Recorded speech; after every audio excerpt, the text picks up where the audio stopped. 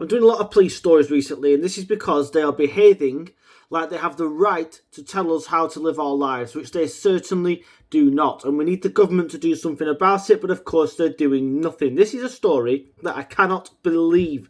I've read it twice, and it's true. This is a teacher called Vanessa Brown. Vanessa is a mother. As a mother, she confiscated her child's iPad to force her child to focus more on her schoolwork rather than playing games or watching videos, etc. Well, Surrey Police didn't like this for some reason, and Surrey Police received complaints that Vanessa had stolen 2 iPads.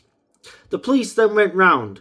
As Vanessa tried to explain that she'd confiscated them to make her children focus on schoolwork, the police, of course, didn't listen, because they don't arrest people for actual crimes nowadays. They arrest people for things like this, good parenting. And instead of listening to her, took her to a cell and left her in a custody cell for 7.5 hours.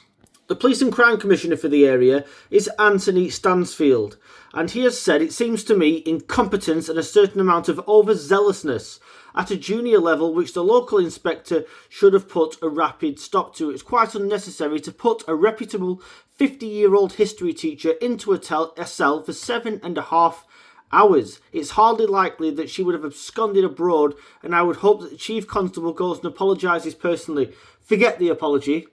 I would be suing Surrey Police from arsehole to breakfast for emotional distress, anxiety, mental health damage or something like that. I'd find everything I possibly could. I would get a small claims lawyer and I'd have these lot in the courts. They need to be taught a lesson. And they're not learning that lesson. No matter how many videos I put out or other people put out, no matter how many bad stories are in the papers about the police, they think they've got the right to tell you how to live your lives, and they do not. Luckily, in this case, of course, she had no guilt to admit to, but never, I repeat, never admit guilt to the Stasi that are roaming our streets at the moment.